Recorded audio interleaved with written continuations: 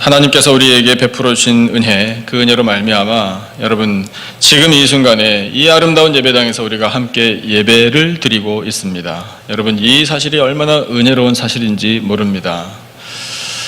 한 주간 교회를 떠나 있어 보니 우리 교회가 그립더라고요. 여러분도 저 보고 싶으셨을 줄로 제가 믿겠습니다. 그러니까 교회가 귀하고 이 예배당이 아름답고 성도들이 귀한 줄 더 절실하게 느껴지는 시간이었습니다.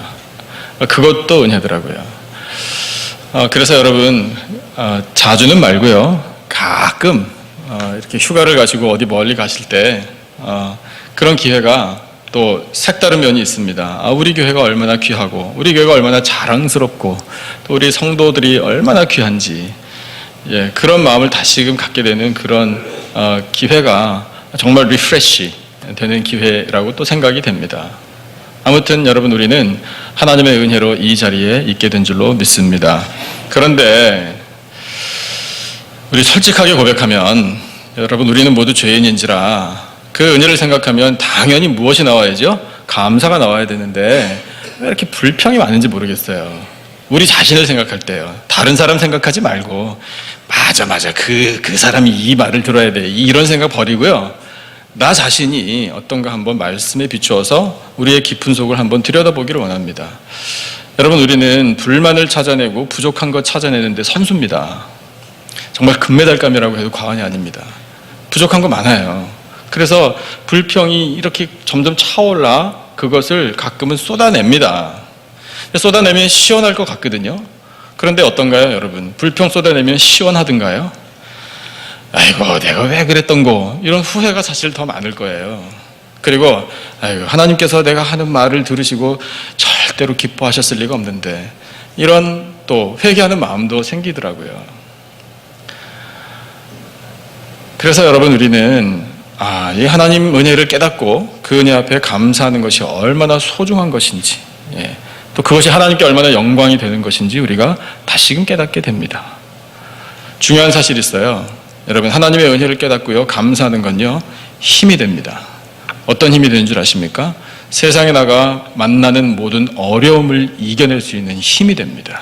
그래서 하나님께서 오늘 주신 말씀을 통해서 우리로 하여금 다시금 어떤 은혜를 우리가 누리고 사는지를 깨닫게 해주십니다.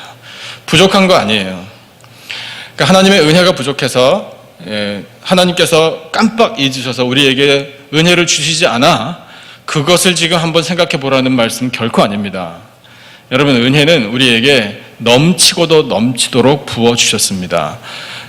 관건이 뭐냐 하면 그 은혜를 얼마나 우리가 누리느냐 여기에 있어요. 누리려면 깨달아야 되잖아요. 오늘 말씀이 우리가 이미 받아 누릴 수 있는, 누리고 있는 은혜를 깨닫게 해주시는 말씀이다 이겁니다. 어떤 것인지 한번 우리 자세히 한번 말씀을 들어보죠. 첫 번째는요, 바로 이거예요. 하나님의 도우심, 그 은혜가 우리에게 지금 있음을 알게 해 주십니다. 6절 말씀 같이 한번 다시 읽어보죠. 한 목소리로 6절 다 같이 시작. 그러므로 우리가 담대히 말하되 주는 나를 돕는 이시니 내가 무서워하지 아니하겠노라. 사람이 내게 어찌하리요 하노라. 아멘. 여러분 하나님께서 우리를 도와주시는 줄로 믿습니다.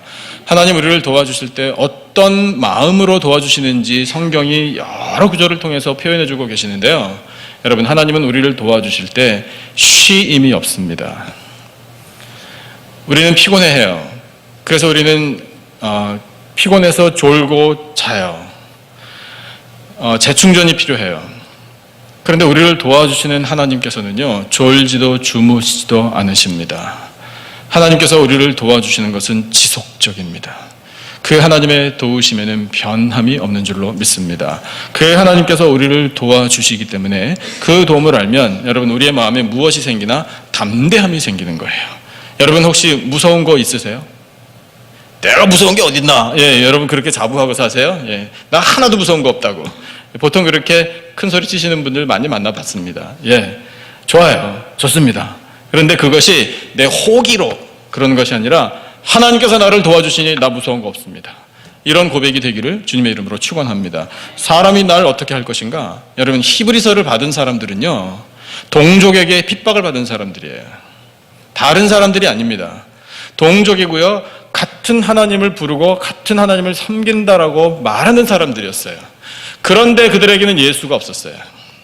그들에게는 메시아가 분명히 오셨음에도 불구하고 아직 메시아가 안 왔다라는 그런 오해, 그런 이해 부족이 있었단 말입니다.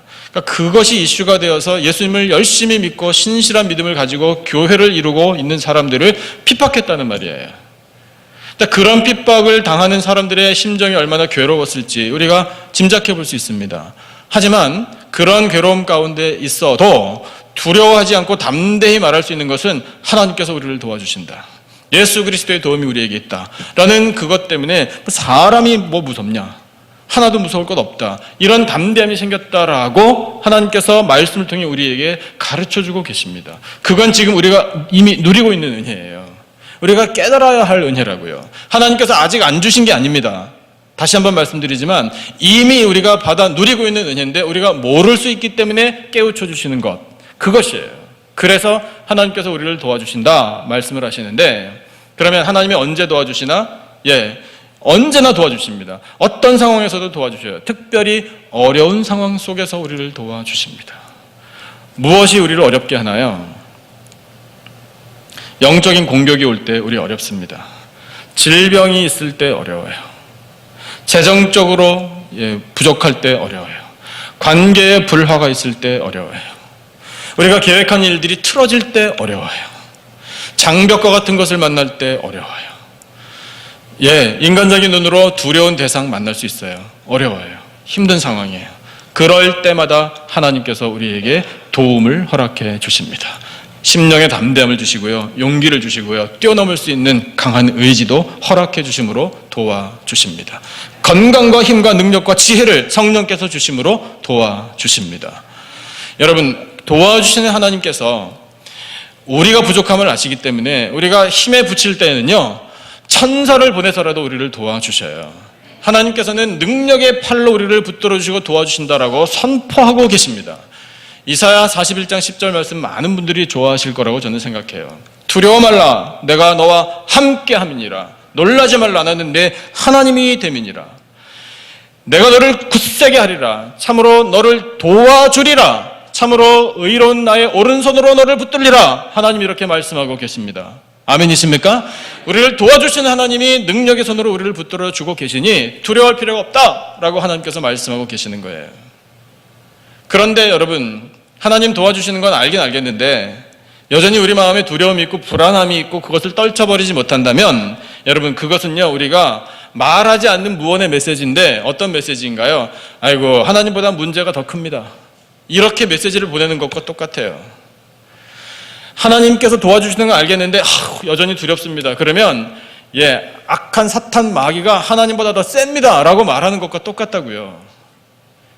어떻습니까? 사실입니까? 아닙니다. 그럴 수 없습니다. 어떻게 여러분 하나님보다 문제가 더 큽니까? 어떻게 하나님보다 사탄이 더 강합니까? 그런 일은 있을 수가 없습니다. 그러므로 여러분, 우리를 도와주시는 하나님이 전능하다라는 사실을 우리가 믿는다면 두려워할 이유가 전혀 없는 것입니다. 하나님께서 우리에게 말씀해주고 계셔요. 도움이라는 단어를 들으면 우리가 금방 떠올릴 수 있는 역사적인 사건이 있습니다. 한 단어예요. 에베네셀이에요. 에베네셀. 에베네셀이라는 그 단어가 언제 나왔는지 여러분 많이 기억하시죠? 사무엘이 온 나라가 영적으로 타락해 있고 위기 상황에 있을 때에 하나님께서 도와주신 것을 기념하기 위하여 에베네셀이라는 그 말을 돌을 하나, 기념석을 세우고 선포했어요. 상황이 어땠습니까? 이 백성들이 영적으로 타락해서 하나님을 떠나 있었습니다. 죄를 많이 짓고 있었습니다. 우상을 섬기고 있었습니다. 사무엘이 선포한 메시지가 뭔가요? 우상 버려. 이 나라가 살 길은 바로 그것이다.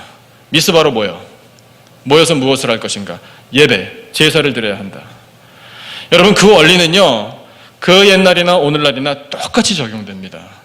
여러분, 이 나라를 위해서 기도하고 계시죠? 이 나라를 위해서 우리가 기도할 때 잊지 말고 기도해야 할 것은 하나님, 이 나라, 이 민족에게 회개의 역사가 일어나게 해 주옵소서. 기도해야 돼요. 그리고 이 나라에 세워주신 많은 교회들이 있습니다. 얼마나 교회들이 많습니까? 이 교회들 가운데 예배가 회복되게 해달라고 우리는 기도해야 돼요. 그러면 사는 거예요. 민족이 살 길은 하나님 앞에 나와 예배하는 것, 회개하는 것, 그리고 말씀으로 회복되는 것, 이것밖에 없습니다. 사무엘 선지자가 촉구했던 것이 바로 그거예요. 그래서 미스바에 모였던 백성들에게 다시 말씀을 선포했습니다. 그들이 잘 알고 있는 말씀이었어요. 그러나 게을렀어요. 소홀했단 말입니다. 여러분, 예수님 믿는데 성경책 펴서 믿으시기 바랍니다. 덮어놓고 믿으면 안 돼요. 그건 믿음 아니에요. 자신을 과신하는 거죠. 이건 잘못된 거예요. 덮어놓고 믿으면 안 돼요. 펴서 믿어야 돼요. 펴서 믿으시기를 축원합니다. 그래서 하나님의 말씀이 회복되면요, 사는 거예요. 그래서 하나님께서 어떻게 하셨나요? 지금 이 이스라엘이 위기라는 상황을 블레셋이 너무나 잘 알아서 아예 이번에 그냥 끝내겠다라는 작정을 하고 군대를 보냈습니다. 근데 그 군대가 다가오고 있는데도 불구하고 이 백성들은 한가하게 인간적인 눈으로 보면 정말 말도 안 되게 모여서 예배나 드리고 있었다? 근데 그게 아니죠. 예배를 드렸으니 제대로 된 거예요. 그러니까 하나님께서 이들로 하여금 손도 안 대고 전쟁을 이기게 해주셨지 않습니까? 그러니까 에베네셀, 도움의 돌, 이 돌이야말로 하나님께서 우리를 도와주신다라는 확실한 증거다라는 것을 선포할 수밖에 해요. 에베네셀의 하나님이 오늘까지 우리를 도와주신 줄로 믿습니다. 지금까지 도와주셨다면 앞으로 남은 평생은 어떻게 하실까요? 당연히 도와주시죠. 평생토록 하나님께서 도와주실 줄로 믿습니다. 그 도움을 우리가 확신하면 확신할수록 하나님의 도움이 더 크게 느껴지는 거예요. 열왕기하 18장 19장 말씀을 보면요, 또 한 가지 중요한 역사가 나와요. 예수님이 세상에 오시기 한 720여 년 전의 일입니다. 이스라엘 민족이 북이스라엘과 남유다로 나눠져 있었습니다. 그런데 북이스라엘이 아수르에게 완전히 멸망당했습니다. 나라의 주권을 잃어버렸습니다. 우리 어르신들 가운데 일제시대의 그 슬픔과 그 고통, 그 절망을 경험하신 분들이 계실 거예요. 간접적으로 우리는 또 배워서 알고 있습니다. 나라를 잃어버리다니, 나라의 주권을 뺏기다니, 세상에 그런 비극이 어디 있겠습니까? 그래서 이름 고쳐야 되고 문화도 고쳐야 되고 모든 언어와 습관과 이런 모든 것들을 그 나라에 따라서 강제로 고쳐야 되는 이와 같은 슬픔을 당한 민족이 우리 민족인데, 북이스라엘이 그렇게 아수르에게 완전히 정복된 것을 남쪽 유다 사람들이 목격했습니다. 바라보면서 어떤 느낌을 가졌을까요? 아이, 참 잘됐다 이랬을까요? 아닙니다. 비록 둘로 나눠진 나라지만 형제 나라입니다. 여러분, 우리도 멀리 떨어져 있지만, 한반도에서부터 멀리 떨어져 있지만, 여러분, 북한의 어떤 슬픈 소식, 어떤 비참한 그런 이야기, 우리가 뉴스로 들으면 마음이 어떻든가요? 마음이 너무 아프잖아요. 언제 우리가 북한 땅 밟아보긴 했습니까? 극소수의 분들을 빼고는요. 마음대로 가보지도 못하는 그 땅, 갈라진 땅, 그런데 우리 형제의 땅, 우리 형제의 민족, 우리 동포가 어떤 고통을 당하고 있다면 쓰라린 거예요. 남쪽 유다 사람들이 그랬다고요. 쓰라린 마음으로 나라 주권을 잃어버리는 것을 봤어요. 근데 여러분, 아수르가 북이스라엘 멸망시켰다고 만족하고 떠났나요? 아닙니다. 남쪽 유다도 당연히 언제든지 집어삼키겠다라는 욕심을 부리는 거죠. 정복욕은 끝이 없습니다. 그대로 현실로 이루어졌네요. 남쪽 유다 계속 공격해 왔습니다. 히스기야가 남쪽 유다의 왕이었습니다. 어느 날 아수르가 이번에는 끝내겠다라고 작정하고 대군을 끌고 왔어요. 왕까지 왔어요. 아수르에서. 히스기야 왕, 아수르 군대를 당해낼 재간이 없습니다. 잘 훈련된 군사들 없어요. 능력 없어요. 원조 없어요. 바로 그때 하나님께서 그 역사를 왜 기록하게 하셨나? 우린 이걸 알아야 돼요. 바로 그때 히스기야 왕이 뭘 했나요? 기도를 했습니다. 기도를 어떻게 했을까요? 우리 잘 알아요. 주여, 이 나라를 구원해 주옵소서. 이 나라를 보호해 주옵소서. 주여, 도와 주옵소서. 기도했죠. 하나님께서 그 기도를 들으시고 내가 네 기도를 들었다라고 이사야 선지자를 통해 응답 메시지를 보내주셨어요. 여러분, 하나님이 우리의 기도를 들으시면 그걸로 만족인 줄로 믿습니다. 그런데 하나님이 또 한 가지 더 일을 해주셨어요. 너의 기도, 히스기야의 기도를 들었을 뿐만 아니라 잘 봐. 그러시면서 하신 일이 뭡니까? 하나님의 사자 천사를 보내주셨어요. 밤중에 아수르의 군대 18만 5천 명 몰살시키셔서 아침에 일찍이 나가보니 다 성장이 되었더라. 이렇게 기록되어 있었어요. 그리고 그 아수르의 대군을 끌고 왔던 아수르의 왕 피신해서 자기 나라로 돌아갔는데 자기 측근들에 의해서 죽임을 당했어요. 하나님이 심판하신 거예요. 하나님 우리를 도와주시면은요, 정말 확실하게 도와주시는 줄로 믿습니다. 그 도우심을 알라. 하나님 우리를 도와주시는데 우리에게 뭐 부족하게 주시는 분이 아니다. 넘치도록 도움을 주시는 분이 바로 우리의 하나님 아버지시다 말씀하고 계셔요. 그런데 여러분, 우리가 잘 알아야 하는 사실이 있습니다. 하나님께서 도와주시는데요, 아무나 아무렇게 도와주시는 거 아니에요. 조건이 있답니다. 그 조건이 뭘까요? 도와주실 만한 사람만 도와주시는 거예요. 그러면 그 판단은 누가 합니까? 하나님께서 하시거든요. 근데 그러면 어떻게 우리가 하나님 마음을 압니까? 말씀에 다 있어요. 여러분, 하나님의 도우심을 받을 수 있는 사람, 그 사람이 어떤 사람들인가를 오늘 본문이 우리에게 말씀해 주고 있습니다. 주신 본문 7절 말씀 같이 한번 읽어볼까요? 도움을 받을 수 있는 사람입니다. 7절 말씀 같이 한번 읽겠습니다. 시작. 하나님의 말씀을 너희에게 일러주고 너희를 인도하던 자들을 생각하며 그들의 행실의 결말을 주의하여 보고 그들의 믿음을 본받으라. 아멘. 그러면 여러분, 하나님께서 도와주시는 사람은 무엇을 가진 사람들이라? 믿음을 가진 사람들이라. 이것을 우리가 알 수 있는 거예요. 제가 한번 여러분 여쭤볼게요. 대답 한번 속 시원히 해보세요. 여러분, 믿음이 있으십니까? 이 믿음이요, 하나님의 선물이라고 선포하신 것을 우리는 늘 기억해야 돼요. 여러분, 오늘 우리가 믿음을 갖고 있기에 이 예배의 자리에 나오게 된 줄로 믿습니다. 믿음이 없었다면 예배의 자리에 못 나오는 거예요. 내가 생각해서, 내가 준비해서, 내가 아침에 일찍 일어나가지고 내가 알아서 자동차 몰고 옷부터 시작해서 모든 준비해가지고 내가 해서 내가 예배 자리에 왔지요. 맞아요. 틀린 말은 아닙니다만 여러분, 그 근본에 믿음이라는 선물이 있었다는 거예요. 믿음이 있으니까 예배 자리에 나오는 거죠. 사모하는 마음으로. 그래서 그 믿음을 갖기를 하나님이 원하시는데 이미 우리가 믿음이라는 은혜를 누리고 있다. 하나님이 이렇게 말씀하고 계시는 겁니다. 내게 오늘 믿음이 있나? 내일 되면 아마 믿음이 없어질걸? 이런 의심은 여러분 이제 사라져야 돼요. 믿음이 그렇게 왔다 갔다 하는 거 아닙니다. 물론 흔들릴 수 있어요. 우리 연약하기 때문에 오른쪽 왼쪽으로 치우칠 수 있다고요. 하지만 여러분, 하나님께서 우리에게 주신 믿음이라는 것은요, 그렇게 쉽사리 뒤집어지고 흔들리는 거 아니에요. 여러분, 하나님이 주신 이 믿음이라는 선물이 얼마나 큰 것인지 우리 알고 있지 않습니까? 그래서 그 믿음을 말씀하시는데, 믿음을 가진 사람들을 하나님이 도와주신다 말씀하시면서 이렇게 알려주셔요. 하나님의 말씀을 너희에게 일러준 사람들이 있느니라. 그리고 너희를 인도하던 사람들이 있느니라. 이렇게 말씀하고 계셔요. 물론 이 구절은요, 바로 앞에 나온 히브리서 11장에 등장하는 믿음의 선진들을 두고 말해요. 믿음의 선진들이 어떤 사람들입니까? 그 사람들 정말 훌륭한 사람들이에요. 하지만 여러분, 그들이 완전 무결했다. 하나님이 이렇게 말씀하시는 거 아니에요. 그들에게 부족함이 있었어요. 그들도 다 죄인들이었어요. 어찌 보면요, 심각하다고 할 수 있는 결함들이 그들에게 있었다고요. 하지만 여러분, 중요한 게 뭐냐면 그들에게 믿음이 있었다. 하나님 이것을 보신 거예요. 부족하니 더 믿는 거죠. 연약하니 더 믿는 거고요. 흠이 있으니 더 믿음으로 나아가는 거예요.